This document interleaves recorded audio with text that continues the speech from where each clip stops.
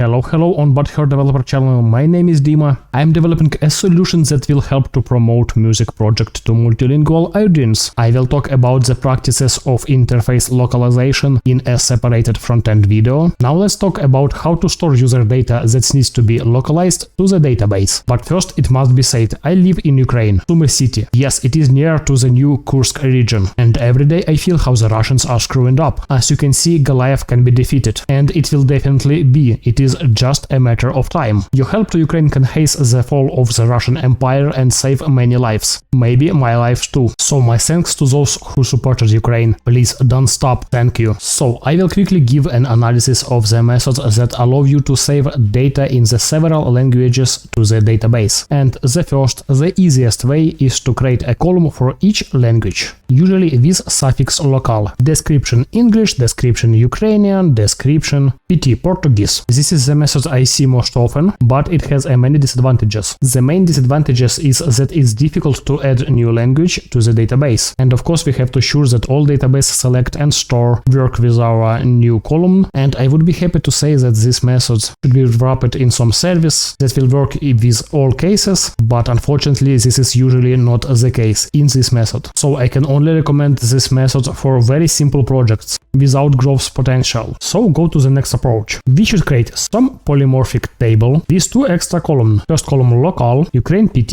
in, and etc. And column type with name of localized field, title, description, body, etc. So any row in this table have a translation for specific table, specific identifier, specific field name, and locale. And usually developers write services or use existing one, which allow developers to work with localized fields as if they were in the same table. But inside services use joins or eager loading from this polymorphic table. And as you understand, in this approach we can easily add new language almost without interventions to the code. And unfortunately this approach has disadvantages. First of all, you should think about optimization. Polymorphic table will be big and it will be very difficult for you to search by data or sort by it. And column with translation always have a type text, because this is the safest way to store any size strings in one column. And main disadvantages for me, all data not isolated inside entity or module as you want. And when we have to separate some module to external service, first of all we should separate translation module to external service. This will also affect optimization. Negative effect of course. And yes, we can create some service that ask us some specific model or table and we can isolate this table inside module. But this decision has the same negative consequences as the first approach. All our mistakes or optimization require multiple migrations. But this is a good approach. There are many ready-made packages for this, but please think about optimization when you use these packages. And my favorite approach. I'm going to use it and can recommend it for you. Simple. Store all translated data inside table when we use it in JSON format or JSONb for Postgres. If you don't know, JSONb wants many server resources for saving, but has very optimized getting. And we can use indexes for JSONb format. So all our translatable data should look like this. Simple JSON object with locale as object key. Of course, this method is not perfect, but it has the least number of disadvantages. All data are isolated in one table. Searching and ordering by JSONb format is much more optimized than when we use text format. And if we need to add a new locale, we do not touch database structure. I cannot talk about MySQL, but inside Postgres you will have no problem. And surprisingly, there are not many packages that use JSON for localization. I have used this one in my past projects, but I don't like this package. Of course, I respect open source and I thank to the developers of this package, but as for me, this package is not very well written. It overrides model methods, so we can use only one package who overrides some model methods. Search approaches,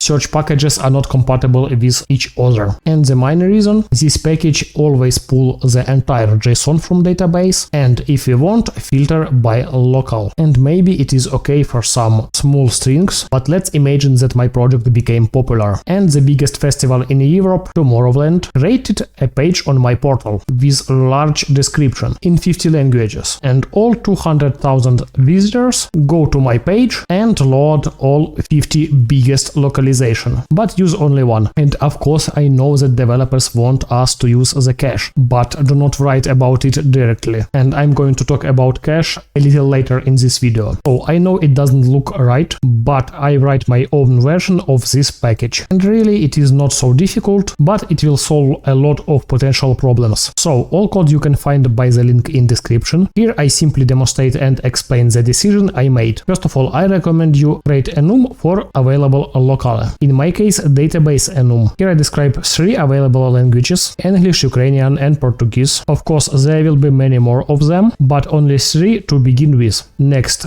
describe default locale, English in my case. First of all, I use it as fallback locale in simple middleware where I expected header x locale from frontend, or use this default or fallback locale if you want. And use simple app set locale hook for all requests. And of course, I use it for open API specs, and this locale I'm going to use in a readable part of slugs. I have separated video about slugs. I can edit some slug a readable part. English is perfect for this case. Next I'm going to write locale as priority. English has high priority, next Ukrainian, and the last one Portuguese. Portuguese is cool language, but I know English and Ukrainian, but for the normal testing I need more than 2 languages. So Portuguese will be the 3rd languages from all over the world. So this priority I'm going to use as fallback priority. For example, we create band page and write Ukrainian and English description, but user from Portugal should see some readable text for him. And I'm going to show English version for these users. And for SEO optimization, because all our description, keywords and etc. should have localization. So this is default fallback priority used for